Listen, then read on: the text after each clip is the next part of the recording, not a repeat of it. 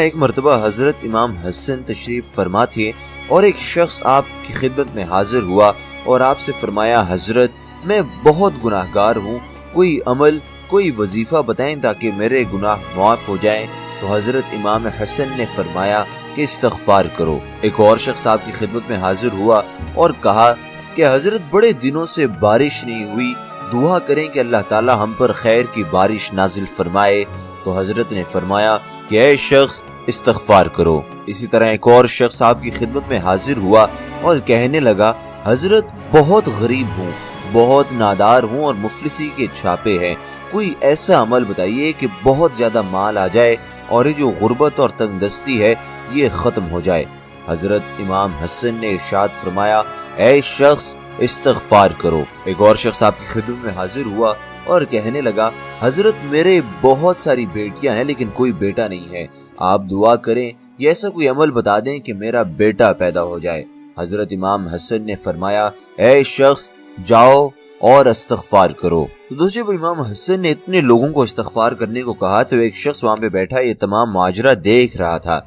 वो पुकारा कि हजरत आपके हाथ एक अजीब सा नुस्खा आ गया है, जो आता है आपके पास आप उसका इस्तगफार का कह देते हैं। ये नहीं कि आप उनको कोई प्रैक्टिकल हल बताएं, कोई अमल बताएं, कोई दुआ बताएं, आप उनसे कह देते हैं कि इस्तगफार करो, इस्तगफार करो, इस्तगफार करो। आखिर इस बात में हिकमत क्या है और इस बात में सबक क्या है? तो इसके जवाब में हजरत इमाम हसन ने फरमाया कि ऐ शख्स, ये नुस्खा मेरे हाथ से नहीं आया या मेरा बनाया हुआ नुस्खा नहीं है, बल्कि ये अल्लाह ताला का नुस्खा है और अल्लाह ताला ने कुरान करीम में इरशाद फरमाया है। तो दोस्तों, यहाँ से अंदाजा लगाया जा सकता है कि अगर इंसान को कोई भी बीमारी हो, कोई भी मुश्किल हो, कोई भी परेशानी हो, तो इस्तगफार करने से उसकी तमाम मुश्किलें आसान हो जाएंगी, तमाम परेशानियां दूर हो जाएंगी और ये अल्लाह ताला ने कुरान मजीद में फरमाया है। दोस्तों, इस्तगफार करने के 2 से 3 तरीके हैं।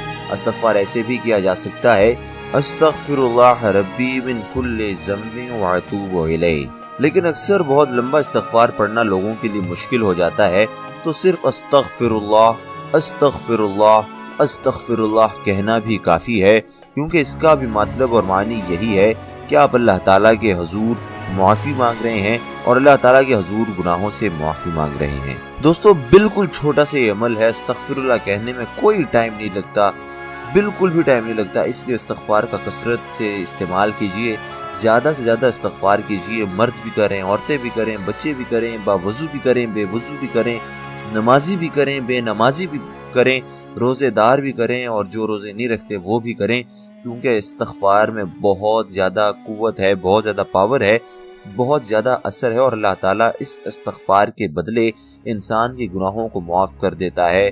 जब इंसान के गुनाह माफ हो जाते हैं तो उसके लिए सब कुछ हमवार हो जाता है और उसकी मंजिलें आसान हो जाती हैं। इसलिए तमाम दोस्तों से ही गुजारिश है कि अल्लाह ताला के हुजूर चलते फिरते उठते बैठते इस्तगफार कीजिए, ताकि अल्लाह ताला पर अपनी रहमतों का नुज़ूल फरमाए और आपकी परेशानियों को आसानियों में तब्दील फरमाए। और इसके अलावा आपकी जितनी भी हाजात हैं उन तमाम हाजात को कबूल व मकबूल फरमाए। दोस्तों, उम्मीद करता हूँ कि आपको आज की वीडियो अच्छी लगी होगी और अगर आपको ये वीडियो अच्छी लगी है तो इसे लाइक जरूर कीजिएगा और आप हमें जरूर बताइएगा कि आपको किस किस्म की परेशानी और मुश्किलों का सामना है, ताकि हम उसी को कंसिडर करते हुए आपके लिए वज़ाइफ लेकर आए ताकि आपकी उसमें रहनुमाई हो सके।